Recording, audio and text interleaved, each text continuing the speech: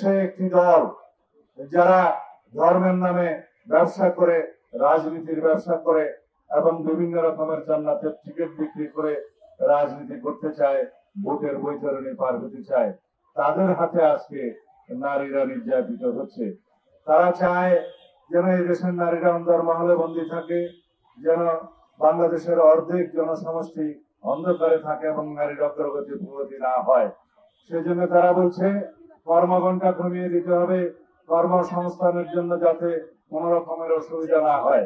অথচ দেখা যায় সেই কর্মঘণ্টা কমিয়ে দিলে নারীদের কর্মসংস্থান কমে যাবে। তারা তাদের কর্মস্থলে অবশ্যই সম্মানের সাথে চাকরি করবে এবং সঠিক কর্মসংস্থানের জন্য কর্মঘণ্টা অনুযায়ী তারা কাজ করবে, তাদের যোগ্যতা দক্ষতা প্রমাণ করবে। তাতে করে নারীদের কর্মঘণ্টা কমানোর সাথে এই কর্মসংস্থানের বিপরীত সম্পর্ক। আমরা চাই নারীদের কর্মসংস্থান বৃদ্ধি হোক। যদি কর্মঘণ্টা কমিয়ে দেওয়া হয় তাহলে যারা কর্মসংস্থান, যারা অফিস আদালত কলকারখানা পরিচালনা করেন তারা স্বাভাবিকভাবেই নারীদের চাকরি দিতে চাইবেন না, বরং উল্টা কর্মসংস্থান কমে যাবে। আমরা কি চাই নারীদের কর্মসংস্থান কমে যাক?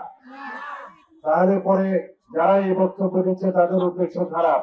তারা চায় নারীরা অন্দরমহলে বন্দী থাকুক, সমাজের অগ্রগতি তারা চায় না।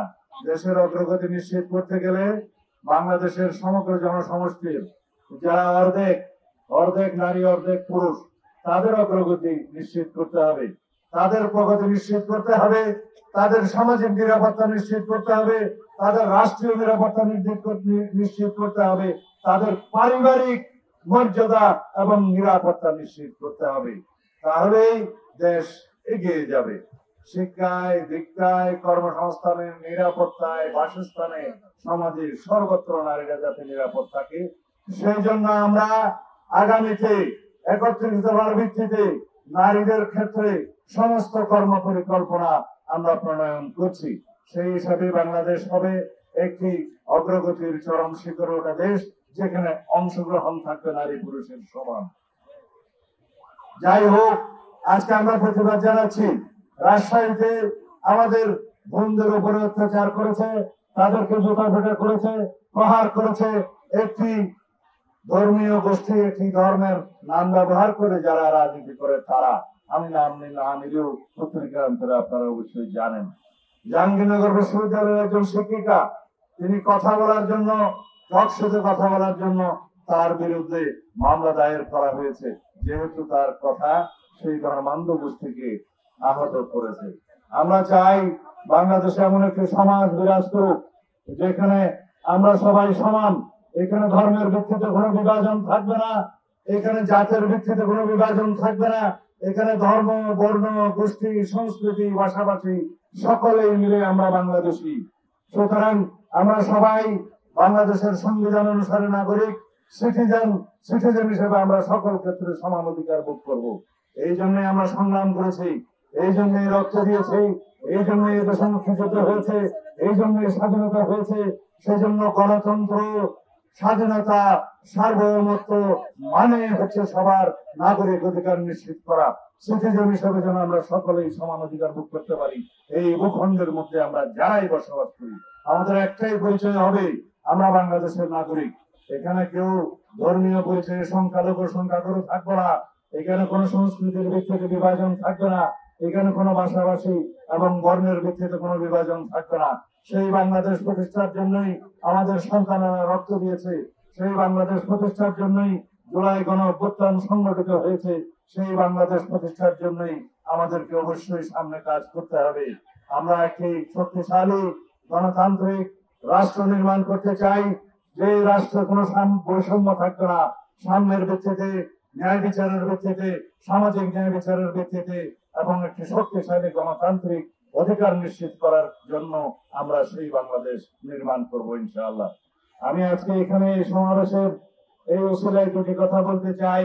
গতকালকে বাংলাদেশে একটি আদেশ জারি করা হয়েছে, রাষ্ট্রপতির আদেশ, এবং একই সাথে জুলাই জাতীয় সনদ সহ সেই আদেশের উপরে গণভোট অনুষ্ঠানের জন্য আহ্বান করা হয়েছে। আমরা আমাদের দলের পক্ষ থেকে বলেছি জুলাই জাতীয় সনদ যেভাবে স্বাক্ষরিত হয়েছে সেটা আমরা প্রতিপালনে প্রতিশ্রুতিবদ্ধ, অঙ্গীকারাবদ্ধ। জুলাই জাতীয় সনদ যেভাবে রচিত হয়েছে, প্রণীত হয়েছে, স্বাক্ষরিত হয়েছে, সেই জাতীয় সনদ আমরা অক্ষরে অক্ষরে প্রতিপালন করার জন্য অঙ্গীকারাবদ্ধ। এর বাইরে চাপিয়ে দেওয়া, জবরদস্তিমূলক আর যে কোনো প্রস্তাব যদি দেওয়া হয় সেটা জনগণ বিবেচনা করবে। গণভোটের মাধ্যমে একই দিনে জাতীয় সংসদ নির্বাচনের দিনে জনগণের সম্মতি গ্রহণের জন্য যে প্রস্তাব করা হয়েছে সেটাকে আমরা স্বাগত জানিয়েছি। কারণ এটা ব্যয় সাশ্রয়ী, এটা সময় সাশ্রয়ী, এটা বিভিন্ন রকমের আয়োজনের সাশ্রয়ী এবং এটা সুবিধাজনক। বেশি ভোটারদের অংশগ্রহণের মধ্য দিয়ে তারা মতামত দিতে পারবে। তবে এটা আমাদের মনে রাখতে হবে, গণভোটের মধ্য দিয়ে আইন প্রণয়ন করা হয়ে যাবে না, গণভোটের মধ্য দিয়ে সংবিধান সংশোধন হয়ে যাবে না। তার জন্য অবশ্যই জাতীয় সংসদ গঠিত হতে হবে। সেই জন্য জাতীয় সংসদ নির্বাচনের পুনরাবৃত্তি করেছেন তিনি 15 ফেব্রুয়ারির প্রথমার্ধে। সেজন্য তাকে আমরা সাধুবাদ জানিয়েছি।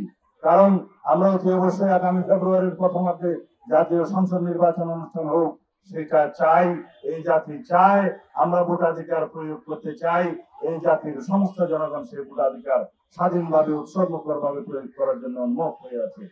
আমরা মনে করি বাংলাদেশের সেই জাতীয় সংসদের সার্বভৌমত্ব যাতে ক্ষুণ্ণ না হয়, সেই জন্য আমরা কোনো আরোপিত আইন দিয়ে, আদেশ দিয়ে, যে কোনো রকমের জবরদস্তিমূলক প্রস্তাব দিয়ে জাতীয় সংসদের সার্বভৌমত্বকে আমরা হস্তক্ষেপ করাতে দিতে চাই না। কারণ এটাই বাংলাদেশের একমাত্র সার্বভৌম হাউস, যে সার্বভৌম হাউসে জনগণের প্রতিনিধিত্ব করে, তাদের সার্বভৌম প্রতিনিধিত্ব করে তাদের জাতীয় সংসদ যারা নির্বাচিত হবে তাদের মধ্য দিয়ে। বাংলাদেশে একমাত্র হাউস, বাংলাদেশের জাতীয় সংসদের সার্বভৌম হাউস, যে হাউসের যে কোনো আলাপ আলোচনা কার্যক্রম আদালতে চ্যালেঞ্জ করা যায় না। সেই জাতীয় সংসদের সার্বভৌমত্বকে ডিকটেট করানোর মতো কোন প্রস্তাব, কোন আরোপিত বিষয় থাকতে পারে না। সেটা আমরা পুনরুচ্চারণ করছি।